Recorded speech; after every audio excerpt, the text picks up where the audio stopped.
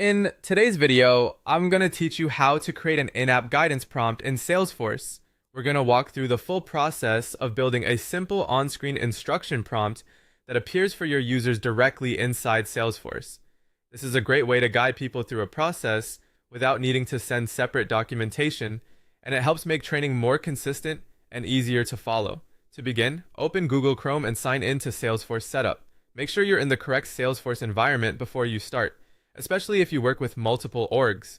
Since this setup affects the user experience, it's always a good idea to confirm you're making changes in the right place. Once you're in setup, go to the quick find box on the left-hand side and type in-app guidance. As soon as it appears in the search results, click it to open the feature.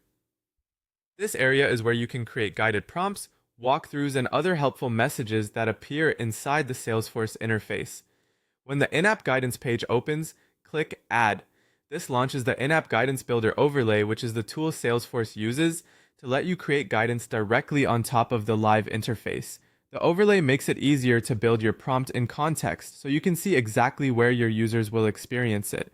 Next, navigate to the exact Salesforce page where you want the instructions to appear. This part is important because the prompt should be placed where users actually need the help. Once you're on the correct page, click Add Prompt. That opens a floating prompt window where you can enter the content your users will read.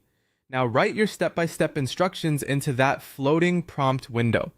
Keep the language clear, short, and practical so users can quickly understand what to do without feeling overwhelmed.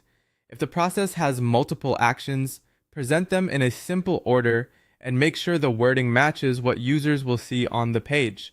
After you've entered the instructions, save the prompt. Then activate it so it becomes available to your users.